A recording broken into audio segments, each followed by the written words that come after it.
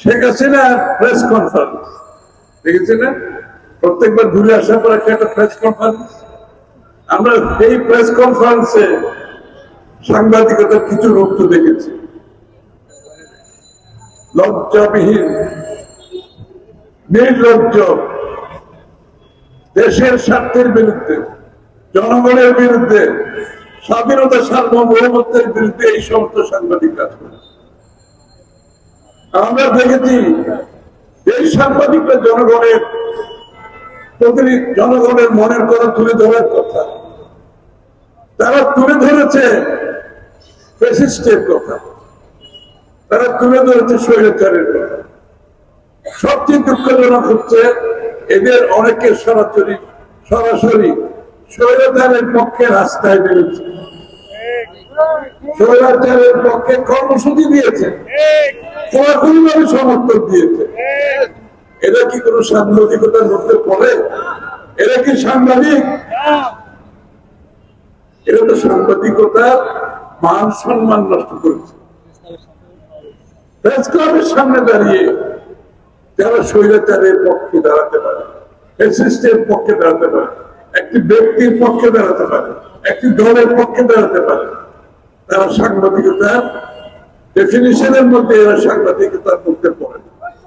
এরা দলিল পথে যাতে চলতে না হয় এটা মাথায় রাখতে।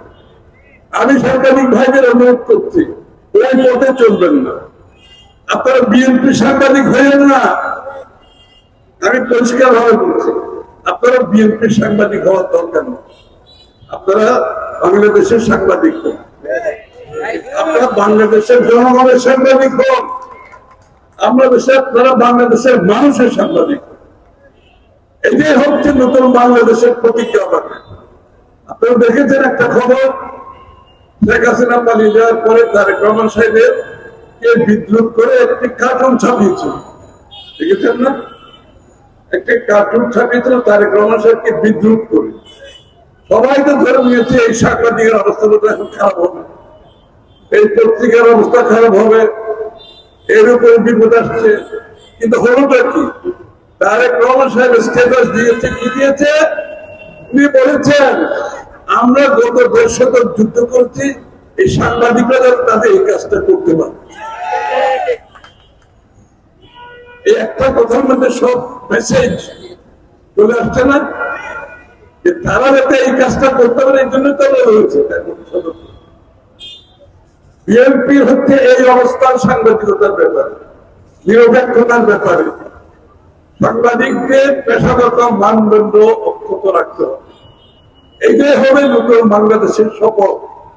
আগামীর বাংলাদেশের সাংবাদিকরা যদি জনগণের কথা তুলে ধরতে পারে, মানুষের স্বাধীনতার কথা তুলে ধরতে পারে, মানুষের রাজনৈতিক অধিকারের কথা তুলে ধরতে পারে, অর্থনৈতিক অধিকারের কথা তুলে ধরতে পারে, সামাজিক অধিকারের কথা তুলে ধরতে পারে, তাহলে হবে স্বার্থ সাংবাদিকতা। ইনশাআল্লাহ আমি আপনাদের কথা দিচ্ছি, আমরা সাংবাদিকতার পথে কোনোদিনও দাঁড়াবো না। আমরা সাংবাদিকদের তাদের পথে চলতে দিতে হবে। সত্যিকারের সাংবাদিকতার একটা আমরা উচ্চ মানদণ্ড বাংলাদেশে দেখতে চাই। গণতন্ত্র সফল হতে হলে সাংবাদিকতার যে পেশাগত মানদণ্ড, সেটা না থাকলে গণতন্ত্র কোনোদিন প্রতিষ্ঠা হবে। গণতন্ত্রের সাথে সুষ্ঠু সাংবাদিকতার হাতে হাত মিলিয়ে চলতে হবে, এর বাইরে যাওয়ার কোন সুযোগ নাই। সুতরাং আমি সাংবাদিক ভাইদের এই কথাগুলো বলছি যে আগামী দিনে সাংবাদিকতার উপরে আমাদের 31 দফার মধ্যে সবকিছু বলা আছে, আমরা কি ধরনের সাংবাদিকতা চাই। আমরা কিন্তু বলে ফেলছি কথাগুলো। রাজনীতিবিদ, সাধারণ মানুষ, প্রত্যেক পেশার মানুষ এটা ধারণ করতে হবে। আমি প্রত্যেকদিন একই কথা বলছি, আজকেও বলছি, শেখ হাসিনা পালিয়ে যাওয়ার পরে বাংলাদেশের মানুষের যে মনোজগতে পরিবর্তন হয়েছে, যে প্রত্যাশা দেখেছে, যে আকাঙ্ক্ষা দেখেছে, সেটা যদি আমরা ধারণ করতে না পারি, রাজনীতিবিদদের ধারণ করতে না পারে, রাজনৈতিক দল ধারণ করতে না পারে, তাদের কোনো ভবিষ্যৎ থাকবে না। আমাদের নেতা কর্মীদের এটা বুঝতে হবে, আমাদের রাজনীতি সেই পথে চলতে হবে, ওই পূর্বধাদের রাজনীতি আর চলবে না।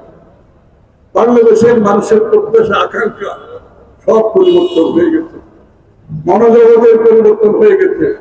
আমাদেরকে সেটা ধারণ করতে হবে। তারেক রহমান সাহেব প্রতিনিয়ত বলছেন, আমি আমার বক্তৃতা এই কথাটা প্রতিনিয়ত বলে যাচ্ছি, ধারণ করতে হবে।